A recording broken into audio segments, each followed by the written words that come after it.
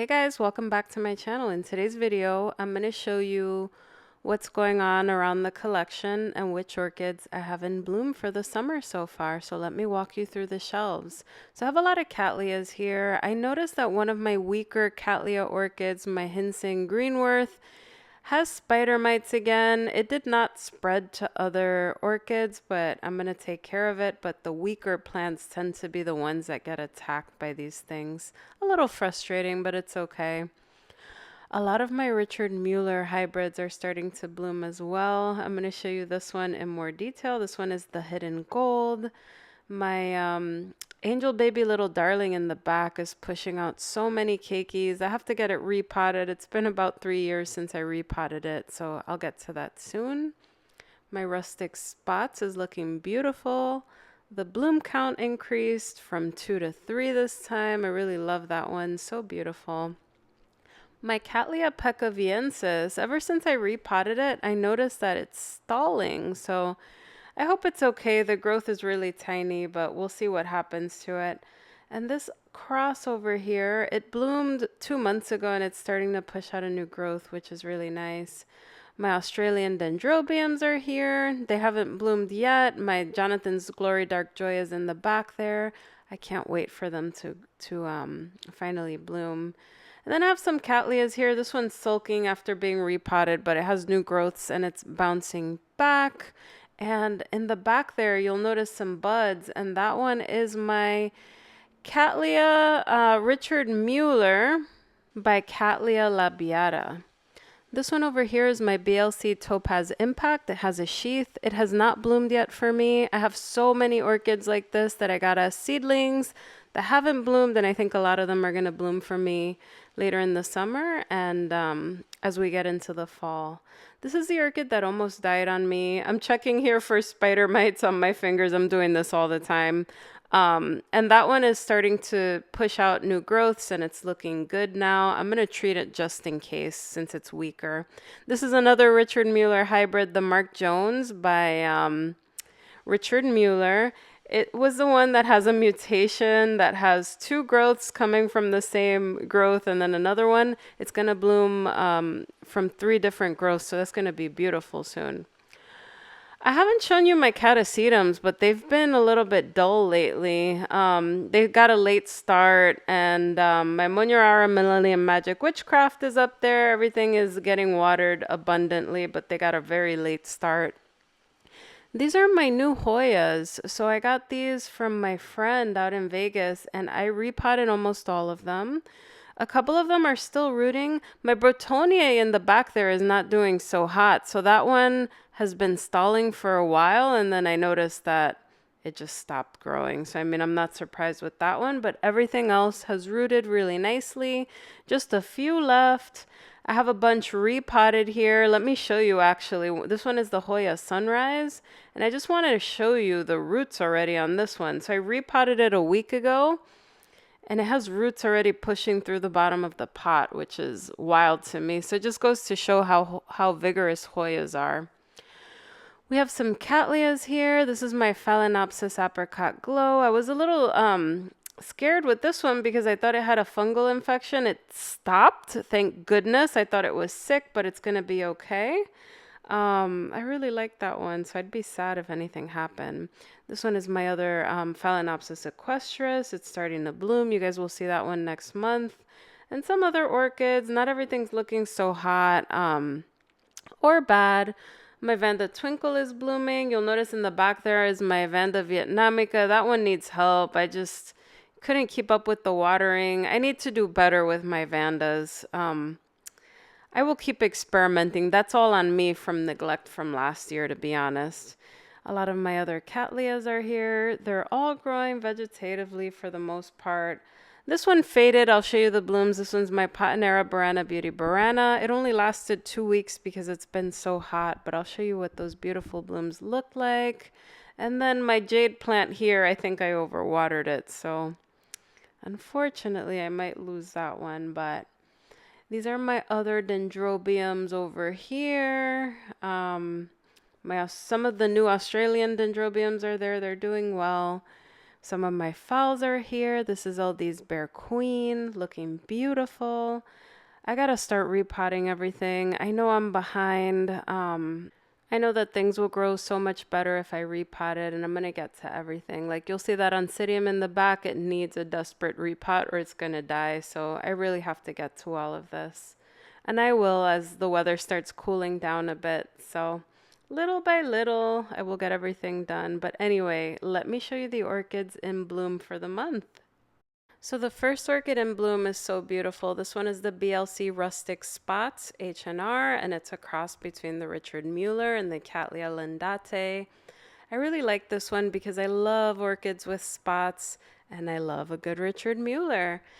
I got this as a gift for my birthday last year from some of my friends, and I just love that it bloomed for the second time already.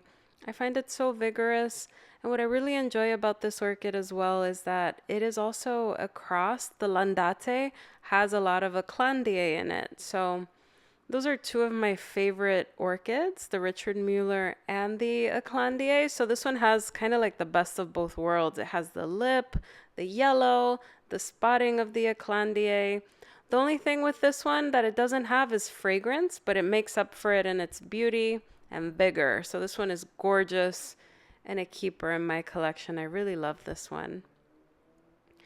Okay, the next orchid is the Cattleya Mareeba Tiger. This one is a cross between the Cattleya leopoldii and the Cattleya schilleriana. So I'm watching this orchid for my friend while she's away on vacation, and it was in bloom and she didn't want to leave it at home without someone enjoying the blooms. So I'm taking care of it for her.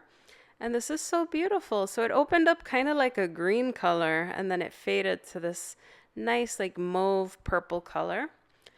It took some time to get fragrance, so this was the first time it blooms, and it smelled like sunscreen to me, which was very interesting. I was expecting something more floral or spicy, but this was very beautiful. I have a Mareeba Tiger Cerulean, so I can't wait to see it and compare it to this one. There's a lot of variety with this one. It's gorgeous.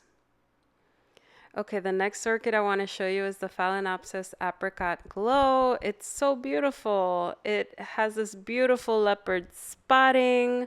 Oh my gosh, it's like somebody on Instagram said it's like a painting. I agree. It's just so pretty. It kind of scared me though because it had that leaf spotting which I showed you, and I was worried that it was sick. And this one is one of my favorite Phalaenopsis. Now, I took off that keiki a couple of weeks ago and I gave it to my mom. But oh my gosh, this orchid is just so beautiful. Literally, it just blooms like once a year, unfortunately. But every time it blooms, I love it. It's so pretty. Okay, the next orchid in bloom is the Phalaenopsis Bellina. And as you guys know, it's not really about the flower with this one, though the flower is beautiful. It's all about the fragrance. So the Bellina has a very strong citrus lemony fragrance. If you have one, you know exactly what I mean. It's very strong. It is so nice. And this is actually, although it's a species, it's a very vigorous orchid. So I got it as a tiny seedling. I've made multiple videos on this one on the growth progression since I got it as a tiny seedling. I repotted it a couple of times on this channel, and every time it just keeps getting bigger and bigger. I look forward to getting more blooms in the future and growing this to a specimen-sized plant with multiple blooms. I really can't wait. The only thing is space, and it's top heavy, so it's going to be a challenge. Okay, the next orchid in bloom is the Otara Hidden Gold. There are so many names for this. Cowlo, Hamilton, something. They've changed the name a million times, but I remember the Otara Hidden Gold. Anyway, this is another Richard Mueller cross. I got this from a friend as well, and oh my gosh, guys, it's so adorable. So it starts as this like orangey peachy color and then fades to like a bright yellow and then a light yellow. I find it to be gorgeous. It's very vigorous. So it started blooming quite quickly. I got this last November, December, and look, it's already blooming, and the root system is incredible. It's pushing out a lot of growths. Like you could see the roots right now. It's not fragrant, but it's super cute, and it has everything that I like about Richard Mueller hybrids. It's just really the vigor, the color, and the color changes. It really does it for me. I really like this one. Okay, the next orchid in bloom is the Patanera Burana Beauty Burana. You guys have seen this multiple times in my collection. It gave me 5 blooms this year for the first time. So it always gave me 2 or 4, and this is the first time the bloom count increased. I repotted this with you guys, and this is one of my most popular videos on the channel, was dividing and repotting a cattleya. It was this one, and it took some time to adapt to the repotting, but now it finally adapted. And guess what, guys? I'm gonna have to repot it again soon since it's at the edge of the pot. But the fragrance on this one is so lovely. It's like a tea rose, very, very nice. The color of the blooms is not my favorite, but it's the fragrance that really, really makes this orchid very special in my opinion. I really like this one, and it's quite vigorous as well. Now I'm really excited about this one because I don't do super well with Vandas, but this one is the Vanda Twinkle, and this is a cross between the Vanda Falcata and the Vanda Miniata. And I was excited to bloom this just because, like I said, Vandas really like their moisture, but they need a lot of air. So you have to give them something airy and water them very frequently, and I'm not the best with watering very frequently. I have them in a clay pot with sphagnum moss. This works well for me when I'm able to water enough. So I water as it dries. And because these have very strong and big root systems, they dry fast. So within a day and a half, the pot is dry and I have to water again because it's so hot. So I'm doing better with watering.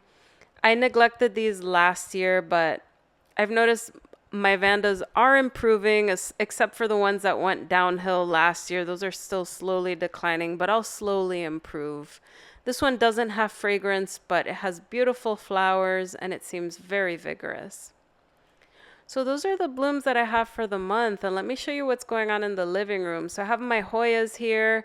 They're all vining and growing like crazy. This one is the Shepherdii. I have to re-trellis those vines. It's going to flower very soon, and then I have the Retusa there as well. I keep the Bellina in the living room so I could smell it. It's very strong. And then I have another one of my Hoyas in the corner there. This one is Aldi's Bear King. I have it in the living room because it's gotten so big. The flowers have faded. It's got new buds coming, but I got to repot it soon. And this one is my Pubicalyx. It's just, everything is vining like crazy. Anyway, guys, thank you so much for watching. Let me know down below which orchid or Hoya was your favorite, and I will see you in the next video. Bye, everyone.